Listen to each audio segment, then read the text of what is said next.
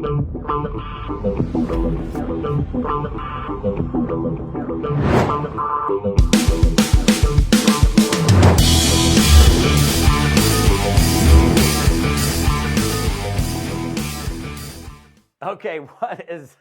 what's up, my fearless networking friend? So it's so funny. This episode is so like reminiscent of me early on in my network marketing career, where man, I was showing up, I was working, I was recruiting, I was showing up for all the trainings, I was putting some people in, and like none of them were doing anything. I was like, what's up? Like, why is it only me? In fact, there were days where I would go home, and because when I started in network marketing, I worked at I didn't actually work at home. We had an office that we were in all day long, and then I would go home. So, different than most of you guys working in a home-based business. My first network marketing company was working out of a training center, and I would go home in tears. I would like crawl up in a ball. Why, God, what's wrong with me? Why is nobody's showing up? I'm the only one that's showing up. And I get it. I totally get it. Like when you have put people in and they're not engaged, like what do? You can't, like, this is a volunteer sport. Like, people come here because they want to. They do because they want to. But I want to share something with you. A couple of ideas if your team is not engaged, if your team is not doing anything, if your team is not showing up for trainings, if they're not recruiting, if they're not active, if they've ghosted you. It's weird when a prospect ghosts you, but then when a team member ghosts you, it's like, what happened, right? So, all right, so here's a couple thoughts on that. One thing I'll say, and the first thing I got to say is this: if you have an unproductive team, people that are not doing anything, then my words of encouragement for you would be, go put somebody new into the business, okay? There's nothing like the freshness of a brand new person, the excitement of a brand new person, and if your existing team is doing nothing, then the first thing that I would say to you, time for you to up your recruiting. Time for you to step up into a personal production mode and go find somebody who will. Not to say that these people in the future won't, but based on so far how they're showing up or not showing up, they're not engaged, they're not prospecting, they're not showing up. So what are you going to do? You're going to sit around and wait for them to show up and go, are you going to finally show up? When are you going to get working? I mean, what are you going to do? The one thing that you can for sure control is your personal recruiting. And even if you have a team that's engaged and that's recruiting and that's growing, why would you not want to continue to grow your business? Personal production is something that should always be at the forefront of what you do. You should never not be putting in new customers, never not be putting in new affiliates, distributors, or reps, whatever it's called in your business, okay? I would say that's like, to me, bam, that's something that is an absolute mandatory must do weekly, must do monthly. That's what we do. There is nothing more important, in fact, than you putting in a new customer, new representative. And if you caught my previous episode, I think it was 100, talking about leadership, it's like, if you want your people to be doing more, are you setting the pace? Are you setting the example for other people to follow? Now, you might have a bunch of deadbeats in your organization that are doing nothing.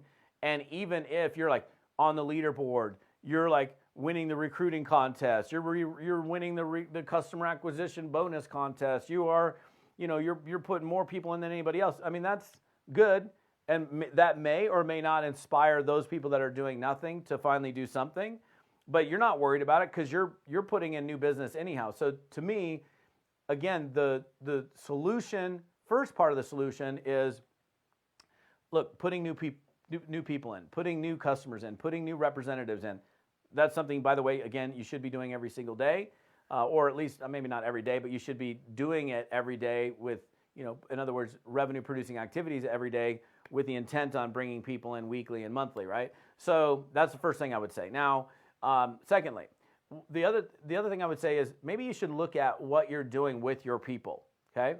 I think it's really important that you look at the individuals that are in your organization and go, okay, well, what kind of sponsor have I been for these people? Did I show them the way? Did I help them along their journey? Or did I just kind of put them out there and, kind of more or less keeping my fingers crossed that they're actually going to go do something with the business? Now, you got to understand, you're going to recruit some self-starters that don't need, like if you recruited me and you plugged me into your training resources and the stuff, I mean, I got the experience and I got the track record. I'm going to go do it with or without you. I don't, I'll call you if I need you. But the majority of people that come into network marketing are not in that position. They don't know what they're doing. They're fearful about it. They're unsure about themselves. They are unclear. They don't know what to do. They don't know exactly how to do it. They're worried about being judged by others. They stepped in, but they stepped in with this kind of like insecure, I'm not really quite sure yet. And so, I mean, of course, if they go out and they talk to a prospect the first week by themselves and the prospect is negative, they could be on their rear end for eternity, right? I've seen people have one bad prospect and quit and never be able to get back at it again. They took the no personally. They took it as rejection. It doesn't feel good. Nobody likes to get a no. I don't like to get a no. And they allow that experience to dictate their future behavior. So one thing that I would suggest to you for sure is when you sponsor someone, right? You're sponsoring them, not recruiting them, right? You're being that individual that is as hands-on as you can be to help them, work with them, to help them figure it out so that they feel comfortable doing it. And ultimately, they're way less likely to leave you and way more likely to be engaged and stay engaged because you have helped them along the way. Now, I mean, here's an example outside of network marketing that I'll give you that I've used in A-team programs and other examples. Like when I moved into the house that I'm living in right now, the house sat vacant for about 18 days before I moved here. Apparently the previous owners turned off the sprinkler system. I come up to the house to, moving day, and my yard is like I'm seeing green grass, green. I come up to my yard, it's brown, it's like dead. And I saw it because I was the only brown yard in the neighborhood, and I live in a place where we have an HOA, and I mean, I got complaints from the HOA before I ever even moved into this house. I had a letter, your yard is not up to par. I'm like, I haven't even had a chance to see my yard yet, right? And so I was like, okay, I got to get this handled. And I saw sprinklers in the yard, and okay, here's the sprinkler thing, turn it on. And when I turned it on, there was the sprinklers went on, but there was also sprinklers that were like leaking, and there's a big puddle in the middle of the yard. I was like, oh my gosh. And I was like, okay, I got to find, and I don't know anybody in town. So I was like, okay, I don't know anybody in town. I was like reaching out, trying to figure out, talk to my neighbors. Oh, this guy. So I called this guy, and he's like, yeah, I can come over to your house, tonight. So he came over to my house, and I could have been right here, right? I could have been in the office, like, hey, go ahead. There's the sprinklers, and figure it out, man. Which he would have, right? That's his level of expertise. But I was curious. Like, I knew nothing about sprinklers. I didn't know anything about sprinklers at all. So I was like, okay. So I went out there with him, and I watched him like shovel around the sprinkler. And if it was me, I would have been afraid to even like dig around it because I thought I'd break the pipe even more. And he's like shoveling in there, and I was like, yeah, I didn't even want to do that because I thought I'd break the pipe. He's like, it's on this little flexible head. It's, it sticks out, and you just dig around it, and you can pull it out, and you can screw it off, and you can screw on a new one. And he actually demonstrated for me, and like I didn't ask him to do it. I was just kind of wandering around in the yard with him, and I watched him do it. And so if there's a broken sprinkler in my yard right now, I could go out there, dig around it, go to the store, buy a sprinkler head, change it, no problem. Because the guy took the time, and I took the time to observe something that I didn't know anything about, right? So if you want your people to be doing more and they don't know what to do or how to do it, if we go to the bare bones of teaching, like I'm not going to go into the depth of how to be a better teacher, but if we understand like a very simplified teaching, tell, show, try, do, something I've taught quite a bit about.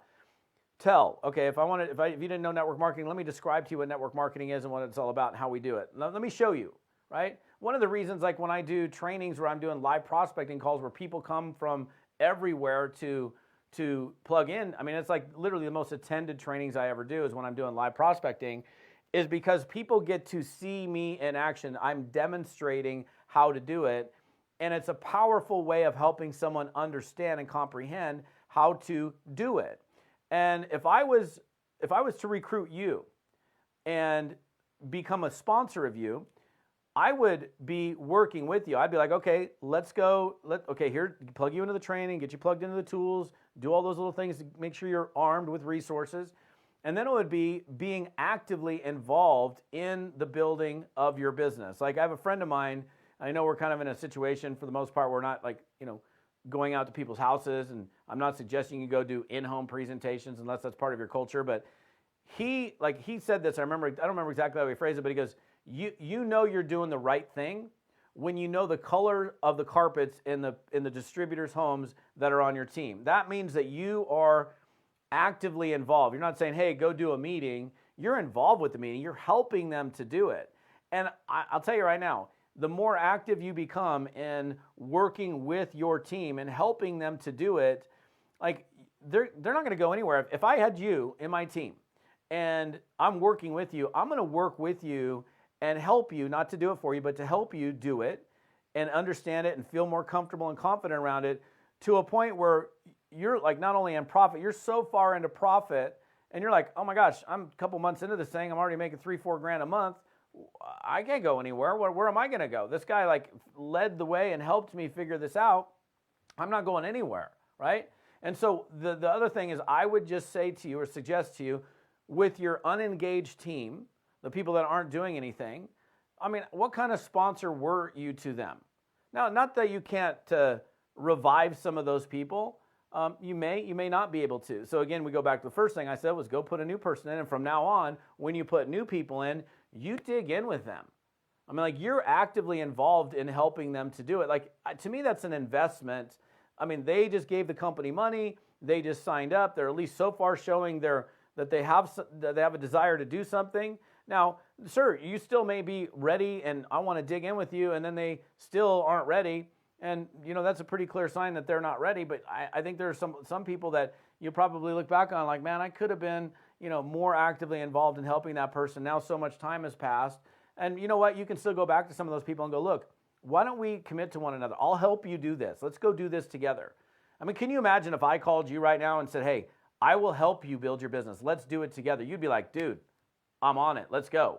If I'm actively helping you build the business, I think most people would be very eager to have you actively involved in helping them build their business. So 2 things. 1, new production, new revenue producing activity, which you should be doing every single day. And then really it comes down to being an actively engaged sponsor, somebody that's working with them to help them achieve success. So love you guys so much. Thank you so much for plugging in. If you're on my YouTube channel or you're catching me on audio on my podcast, the episode, I'd love to hear comments from you guys. You can plug in. This particular episode is toddfalcone.com/episode 101. toddfalcone.com/episode 101. Thanks for being here. We'll see you next time.